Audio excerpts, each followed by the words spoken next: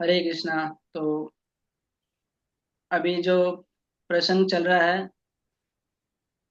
तो इसमें अभी जो पृथु महाराज के राज्य में जो प्रजा रहती है, तो उसमें जो ब्राह्मण हैं वो सब पृथु महाराज का भी गुणगान कर रहे हैं यहाँ पर।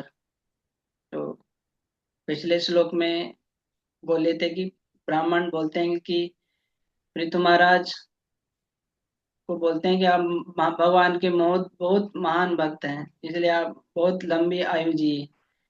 और आज के श्लोक में बोल रहे हैं कि कि हम लोग बहुत भाग्यशाली हैं कि आपको हमको आपके जैसा राजा मिला है।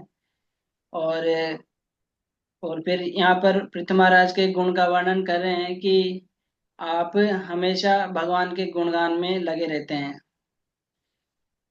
और तो यहाँ पर ये ब्राह्मण यहाँ पर पृथ्वी महाराज का गुणगान कर रहे हैं। और इस श्लोक से पता चलता है कि वैदिक संस्कृति में जो भी राजा रहते थे, सरकार रहती थी, तो कैसा वैदिक सभ्यता में सरकार रहते थे। जैसे ये यहाँ पर बोला गया है कि इस श्लोक में कि जो राजा रहते थे वो जो प्रजा है उनको भगवान के बारे में बताते थे, जो राजा का, और भगवान के बारे में बताते थे, भगवान की भक्ति के बारे में बताते थे, और खुद भी भगवान का भक्ति करते थे राजा, और लोगों को भी भगवान के बारे में उपदेश देते थे। ऐसा जो वैदिक संस्कृति में ऐसा सरकार रहती थी। और जो राजा रहता था वो मतलब भगवान का प्रतिनिधि बोला जाता। राजा राजा भगवान का प्रतिनिधि रहता है। जैसे भगवत गीता में भगवान बोलते हैं कि हाँ, कि मैं जो राजा हूँ, मैं सभी मनुष्यों में मैं राजा हूँ। भगवान भगवत गीता में बोलते हैं कि तो जो राजा है भगवान का प्रतिनिधि होता है। तो इस श्लोक के तात्पर्य में प्रभुपाद जी लिखते हैं कि जो भगवान है, सब जितने भी सब जीव हैं उनका पालन पोषण करने वाले भगवान है। तो वही काम भगवान, जो जो राजा रहता है उसको नियुक्त करते हैं भगवान। और फिर उसको ये देते हैं, उसका दायित्व देते हैं, या दायित्व देते हैं कि आप मेरे बिहाफ में जितने भी प्रजा है उन सबका आप ध्यान रखिए। तो ये राजा, ये भगवान ही राजा को नियुक्त करते हैं, सरकार। ये भगवान का ही सिस्टम है। तो लेकिन पहले मतलब जो वैदिक संस्कृति थी, जैसे सतयुग, द्वापर, त्रेता युग, तो उस समय राजा जो रहता था वो भगवान का प्रतिनिधि रहता था। जैसा भगवान जैसा जीव का जैसा भरण पोषण करते थे वैसा राजा करता था, कि जितने भी उसके राज्य में प्रजा है सब बहुत आराम से रहे, कोई उनको तकलीफ नहीं हो। और यहाँ तक मनुष्य को छोड़िए, और जैसे जानवर है तो वो भी प्रजा है। हाँ, प्रभा जी बोलते हैं कि प्रजा मतलब कि जो क्षेत्र में जितने भी, जिस राज्य में जितने भी जीव उत्पन्न हुए हैं, मनुष्य और मान लो अलग अलग जीव, पशु पक्षी, जितने भी है वो सब प्रजा है। ऐसा नहीं केवल मनुष्य ही है। तो प्रभा जी बोलते थे कि अमेरिका में लोग अमेरिका में लोग क्या करते हैं कि जो मनुष्य है उनका ध्यान रखते हैं बस, और जो पशु है उनको वो काट के वो लोग खाते हैं, उनका मांस खाते हैं। तो ये प्रभुपाद जी बोले कि ये वैदिक संस्कृति नहीं है। वैदिक संस्कृति मतलब कि प्रजा मतलब जो उस क्षेत्र में जितने भी जीव उत्पन्न हुए हैं वो सब प्रजा है। तो ये जो सरकार का काम है, जितने भी प्रजा है, जितने भी जीव है, मनुष्य को छोड़ के जितने भी पशु है, मनुष्य है, सबका सरकार ध्यान रखे, ये सरकार का कर्तव्य है। लेकिन अभी कलयुग का प्रभाव है। तो जैसे भागवतम में बोला गया है कि कलयुग के प्रभाव से क्या होगा कि जो सरकार है, तो उसमें सभी शूद्र लोग राजा बन जाएंगे, सरकार में शूद्र लोग। जैसे शूद्र बन जाएंगे, और वो उनका काम रहेगा कि प्रजा को लूटना और प्रजा को सताना।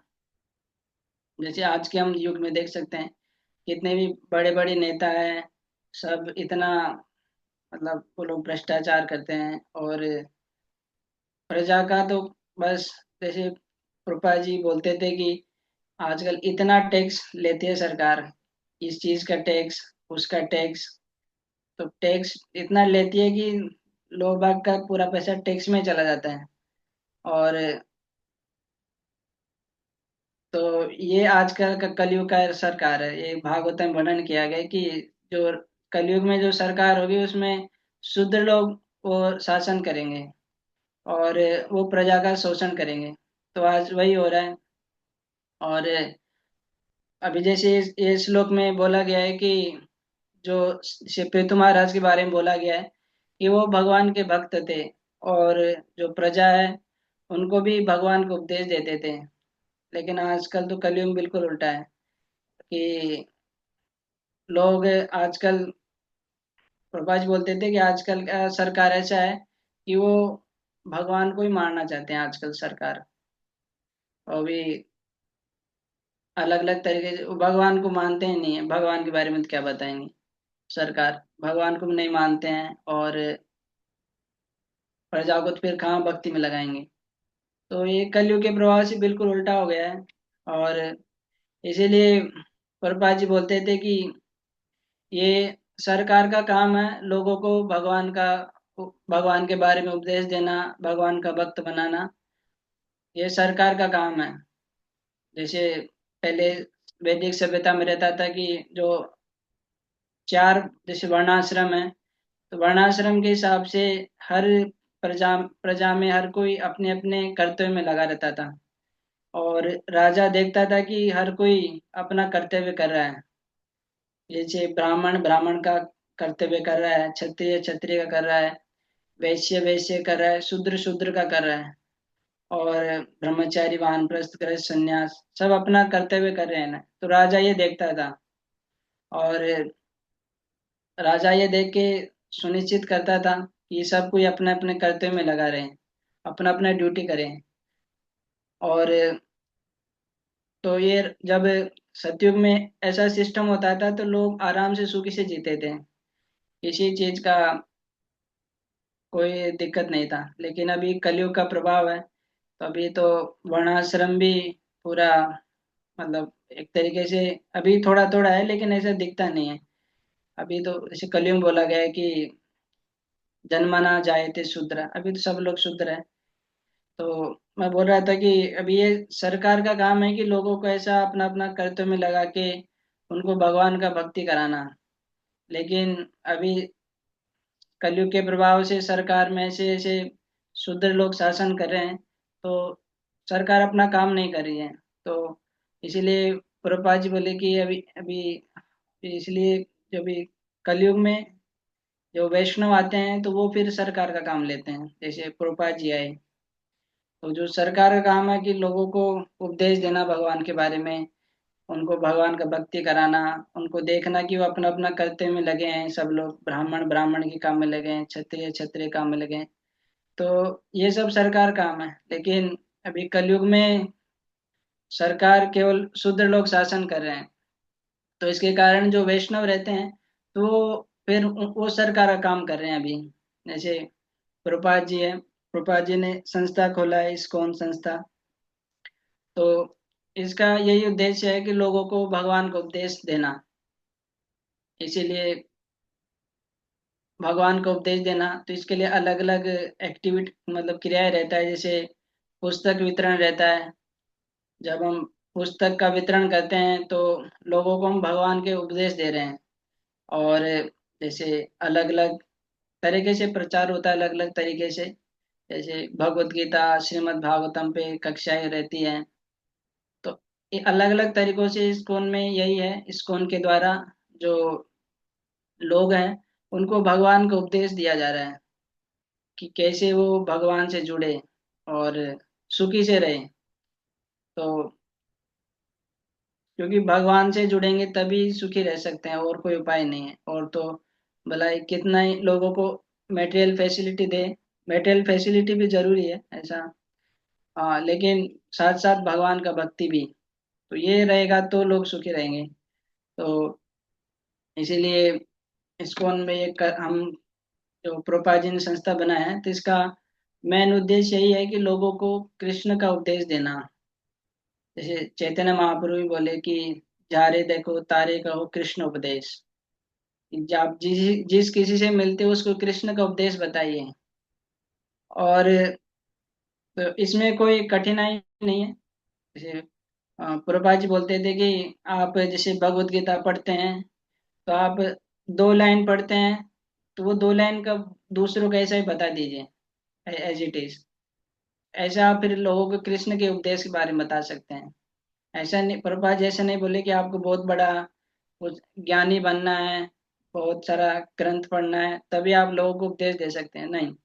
प्रभुपाद जी बोले मेरा जो पुस्तक है उसमें आप जितना पढ़े हैं, पढ़ते हैं, जैसे भगवत गीता है, आपने 2 3 4 5 लाइन जितना पढ़ा है उतना लोगों को बताइए, तो ये लोगों को कृष्ण उपदेश फिर ऐसा पहुंचेगा लोगों तक। और तो इसमें कोई कठिन बात नहीं है। और तो ये आज जो सरकार का काम है वो मतलब जो कलयुग में वैष्णव आते हैं भगवान भक्त, वो करते हैं कर सरकार काम। और इसीलिए अलग अलग, हाँ, तो लोगों को भगवान को उपदेश देते हैं, अलग अलग पुस्तक वितरण, सेमिनार्स वगैरह के द्वारा। और लोगों का मतलब जो वैष्णव देखते हैं कि हर तरीके से लोग सुखी रहे, तो इसीलिए उनको उपदेश देते हैं कि उनको अलग अलग ट्रेनिंग रहता है, कि जैसे हम लोग इस्कॉन में जुड़ते हैं तो हम लोग उनको बताया जाता है कैसे शाकाहारी रहना है, और जो 4 नियम का पालन करना है। यदि ये 4 नियम का पालन करेंगे तो लोग ऑटोमेटिकली सुखी रहेंगे। कोई ऐसा, हाँ, मतलब 4 नियम पालन करेंगे तो कोई पाप नहीं होगा। तो पाप, क्योंकि जीवन में दुख इसी मिलता है, क्योंकि पाप, यदि पाप करते हैं दुख मिलता है। तो लोगों को सुखी बनाने के लिए ये वैदिक सभ्यता है, तो इसी का हम प्रचार कर रहे हैं। और तो ये काम राजा का है, सरकार का, कि लोगों को भगवान को बारे में बताना। और दूसरा प्रजा, तो इसमें प्रजा भी ऐसी मतलब, तो जैसे तात्पर्य में इस श्लोक में बोला गया है कि जो राजा है भगवान का प्रतिनिधि होता है। तो राजा प्रजा का देखभाल करता है, एक तरीके से अपनी संतान मान मान के करता है। कि राजा समझता है कि ये भगवान ने मेरे को दायित्व दिया है, जो ये प्रजा है ये मेरी संतान की तरह है, तो इसका मेरे को देखभाल करना है, जो मेरी प्रजा है। तो वो जो भगवान उसको जो दायित्व देते राजा को, वो भली भांति निभाते हैं। जैसे जैसे जैसे माता पिता रहते हैं, कि जैसे अभी कोई भगवान जैसे कोई जीव है, कोई यहाँ पर संसार में जन्म लेता है जीव बच्चे के रूप में, तो भगवान बच्चे का पालन पोषण के लिए माता पिता को पहले ही, मतलब माता पिता अरेंज करके रखते हैं कि बच्चा है, ये जीव संसार में आएगा, तो माता पिता रहते हैं बच्चे का देखभाल करने के लिए। तो वही भगवान भी माता पिता को दायित्व दिए हैं कि ये जो बच्चा है इसका आपको संरक्षण करना है, इसका हर जरूरत देखना है, कि इसको भौतिक भौतिक रूप से भी सही रहे, और आध्यात्मिक रूप से भी सही रहे। आध्यात्मिक रूप से भी ये मतलब हर तरीके से सुखी रहे, मतलब भौतिक भी सुविधाएं रहती है और आध्यात्मिक रूप से भी इसको सुखी रहे। तो जैसे माता पिता देखते हैं, ये मतलब जो ये जैसे जैसे श्रीमद् भागवतम बोला गया है, पिता न स्यात् जननी न स्यात् गुरु न स्यात्। फिर लास्ट में बोला कि न मोचेत यदि, यदि किसी को माता नहीं बनना चाहिए, पिता नहीं बनना चाहिए, गुरु नहीं बनना चाहिए, जब तक उनका जो उनके ऊपर आश्रित लोग हैं उनका वो उद्धार ना कर सके वो। आश्रित। तो इसीलिए भगवान मान लो कोई इधर जीव को संसार में भेजते हैं तो पहले ही उसका संरक्षण के लिए माता पिता को भगवान अरेंज करते हैं, ताकि इसलिए जो ये माता पिता को भगवान नियुक्त करते हैं बच्चे का संरक्षण करने के लिए, भौतिक और आध्यात्मिक दोनों रूप से। ऐसा नहीं कि जो बच्चा है उसको केवल भौतिक चीज में ही बहुत उन्नत कर दिया, ऐसा नहीं, आध्यात्मिक भी। इसीलिए भागवत में बोला गया है न मोचेत यदि, कि उसका देख कि माता पिता जब बनना है तब हम माता पिता गुरु या संबंधी तब बनना है जो हम पे आश्रित लोग हैं, यदि हमको उनको देखे कि वो इसी जन्म में भगवत धाम चले जाएं, कि उनको हम ऐसा रक्षा करें जो भी है कि वो इसी जन्म में भगवत धाम चले जाए। तो इसीलिए जो राजा भी एक तरीके से पिता की तरह रहता था जो प्रजा के प्रति, कि उनका वो भौतिक रूप से भी हर चीज देखता था कि उनको किसी प्रकार कोई तकलीफ नहीं हो, और साथ साथ वो देखता था कि ये आध्यात्मिक रूप से भी इनका उन्नति हो रहा है ना, कि ये जैसे ये श्लोक में बोला गया है कि पृथु महाराज लोगों को भगवान को उपदेश दे रहे थे, भगवान को उपदेश दे रहे थे, भगवान के बारे में बता रहे थे, भगवान की भक्ति के बारे में बता रहे थे। तो ये दोनों कर रहे थे कि एक तरीके से भौतिक रूप से भी उनको कोई कष्ट नहीं था, और आध्यात्मिक में वो भगवान का भक्ति उनको बता रहे थे, ताकि वो भगवान का भक्ति करके इसी जन्म में भगवान के धाम वापस चले जाए। तो ये राजा का कर्तव्य है कि वो देखे कि जो उसकी प्रजा है उसको किसी प्रकार कोई तकलीफ ना हो, और साथ साथ वो वो अपना जीवन की सिद्धि भी प्राप्त करे। जीवन की सिद्धि जो है भगवत धाम जाना, उधर भगवत धाम जाना। तो इसीलिए वो प्रजा को अपना अपना कर्तव्य में देखता थे कि सब लोग लगे हुए हैं, और उनको भगवान के बारे में उपदेश देते थे, ताकि वो अपना जीवन का सिद्धि प्राप्त कर सके इस संसार में, बिना किसी तकलीफ के जीते हुए। कोई तकलीफ नहीं होता था। जैसे भगवान राम के समय राम राज्य, जैसे आजकल लोग बोलते हैं राम राज्य, तो क्यों बोलते हैं? क्योंकि भगवान राम के समय कोई किसी प्रकार कोई बीमारी नहीं होता था, और लोगों को इतना छूट थी कि वो अपना मृत्यु का समय भी वो लोग निश्चित कर सकते थे, जब शरीर छोड़ना चाहे वो छोड़ सकते थे। किसी प्रकार का बुढ़ापा भी बुढ़ापा बीमारी नहीं, और मृत्यु का समय भी वो लोग चुन सकते थे, तो इतना सुविधा था। और भौतिक रूप से भी थे, और भगवान राम देखते भी थे कि सब लोग अपना अपना कर्तव्य में लगे हुए हैं, ब्राह्मण ब्राह्मण कर्तव्य में लगा हुआ है, क्योंकि कि ब्राह्मण ब्राह्मण के कर्तव्य में लगे भगवान का भक्ति कर रहा है ना, कि तो जो भगवान का भक्ति है इस ऐसा ऐसे बोला गया है कि हाँ, कि जैसे शास्त्र में बोला गया है कि जिस स्थिति पे हम लोग हैं उस स्थिति में रह के हमको भगवान का भक्ति करना चाहिए। जैसे जैसे चैतन्य महाप्रभु के लीला में आता है, जब चैतन्य महाप्रभु इधर दक्षिण भारत गए थे तो एक ब्राह्मण था, गृहस्थ था।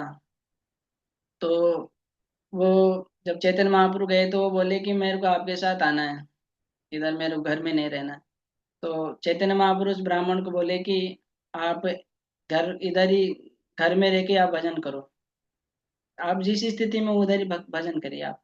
तो ये- भागवतम में भी आता है, स्थाने स्थिता तनुवांग मनोबीर, कि आप जिस स्थान में हैं उसमें आप तनु वांग मनोबीर, शरीर अपना वचन और मन से भगवान का भक्ति करिए, भगवान की सेवा में लगाइए शरीर को मन को और अपनी वाणी को। तो यही मतलब भक्ति है। भक्ति जो है बहुत सरल प्रक्रिया है। इसमें मतलब ऐसा नहीं है कि केवल जैसे सन्यासी या ब्रह्मचारी लोग ही भक्ति कर सकते हैं, नहीं, हर कोई भक्ति कर सकता है। जहाँ जिस स्थिति में हम रह के उस स्थिति में भगवान का भक्ति कर सकते हैं। घर में रह के, या कोई जॉब करता है जॉब रह के भक्ति, जॉब करके भक्ति कर सकते हैं। मैं इसमें बोला गया है स्थाने स्थिता तनुवांग मनोबीर, कि जो हमारा शरीर है, वाणी है और मन, वो भगवान की सेवा में लगाना है। शरीर मतलब भगवान का सेवा करके, मन को भगवान में लगा के, और वाणी वाणी मतलब लोगों को भगवान को उपदेश बता के हम लोग कर सकते हैं। जैसे मान लो कहीं हम लोग ऑफिस जाते हैं, तो जैसे कुछ पुस्तक लेके जा सकते हैं बैग में, कहीं ट्रेन में जा रहे उधर दिखा सकते हैं, ऑफिस में लोगों को बता सकते हैं। तो ये सब करेंगे तो हर जिस स्थिति में रह के हम लोग कर सकते हैं, लोगों को कृष्ण का उपदेश दे सकते हैं। तो यही इस श्लोक में बताया गया है कि कैसा जो जो आदर्श राजा रहता था और प्रजा कैसे रहती थी। कि और तो आदर्श राजा रहता था जो भगवान का गुणगान करता था, तो ऑटोमेटिकली वो एक तरीके से भगवान का प्रतिनिधि के रूप में प्रजा उसको मानती थी। इसमें प्रभात तात्पर्य में लिखते हैं कि कोई आ, भगवान का राजा कोई भगवान का प्रतिनिधि तभी होता है तब वो लोगों को भगवान को उपदेश देता है। यदि कोई ऐसा प्रतिनिधि है, कोई मान लो राजा है, वो भगवान का उपदेश नहीं दे रहे हैं, तो वो भगवान का प्रतिनिधि नहीं है, जैसे आजकल कलयुग में वैसा। तो इस श्लोक में वही हमने देखा कि कैसे आदर्श राजा कैसे होना चाहिए। कि उसका काम है कि जो उसको भगवान ने नियुक्त किया है राजा को प्रतिनिधि के रूप में, अपने प्रतिनिधि के रूप में, कि जो उसकी प्रजा है वो उसका हर तरीके से ध्यान रखे, आध्यात्मिक रूप से, भौतिक रूप से। कि भौतिक रूप से भी उसको कोई तकलीफ नहीं हो, और आध्यात्मिक रूप से भी अपना जीवन ऐसे जिए कि वो इस जन्म में भगवान का सिद्धि प्राप्त करे, जो कि है भगवत धाम जाना। और फिर प्रजा, जब राजा ऐसा रहता था तो प्रजा भी, उसका प्रजा सुखी है तो वो भी भगवान के प्रति, जो राजा के प्रति ईमानदार रहती थी। और इसलिए दोनों का कॉम्बिनेशन बहुत अच्छा रहता था, तो समाज ए, तो एक तरीके से पूरा, मतलब जैसे राम राज्य था, राम राज्य की दोनों प्रजा भी राजा के साथ अ, अ, समन्वय कर रही है, राजा प्रजा का ध्यान रख रहा है। तो एक तरीके से ये आदर्श जीवन था, मतलब जैसे वैदिक सभ्यता में जो आदर्श जीवन था। लेकिन अभी कलयुग में अभी राजा भी ऐसा नहीं है, और प्रजा भी, मेनली राजा को बोला गया कि राजा ऐसा नहीं है, राजा का आज सब जो सरकार में है वो सब शूद्र लोग राजा हैं, और अपना ही फायदा देखते हैं, प्रजा का कुछ फायदा नहीं देखते हैं। जैसे देखा कि अलग अलग इतना सारे टैक्स लेते हैं आजकल, और इतना, जैसे इसमें बोला गया है उनका चरित्र, जैसे ऋतु महाराज बोला गया है कि उनका कीर्ति शुद्ध था, शुद्ध, मतलब कोई वो वो पाप से मुक्त थे। लेकिन आज हम देखते हैं बड़े बड़े जो नेता हैं सब मतलब पाप में लगे हुए हैं आज, इतना सब। तो अभी कलयुग में पूरा उल्टा है, जैसे वही कलयुग का प्रभाव है। तो इसीलिए कलयुग में वैष्णव आते हैं और वो जो सरकार का काम वो करते हैं कि लोगों को भगवान को उपदेश देते हैं, पुस्तक भगवत गीता का ज्ञान का प्रचार करके, भगवान के नाम का प्रचार करके। तो ये लोगों को भगवान का ऐसा उपदेश देते हैं ताकि लोगों को अपना भगवान का जो जीवन का सिद्धि प्राप्त हो, भगवत धाम जाना।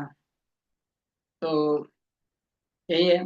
तो इसीलिए प्रभुपाद जी ने संस्था बनाई, इसका काम है लोगों को भगवान को उपदेश देना और भगवान का नाम का प्रचार, लोगों तक भगवान का नाम को पहुंचाना। तो यही प्रभुपाद जी ने संस्था बनाया है।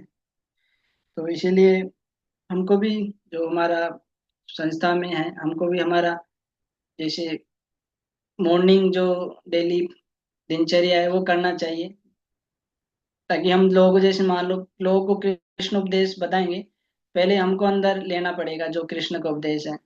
तो ये हम भगवत गीता पढ़े और भगवान के नाम का जप करे, प्रसाद ले और आरती करे, भगवान का सेवा करे। तो ये करेंगे तो हमारे, जैसे हम लोग को यदि, तो हमको हमारे पास कृष्ण का उपदेश रहेगा तो हम लोगों को बता पाएंगे।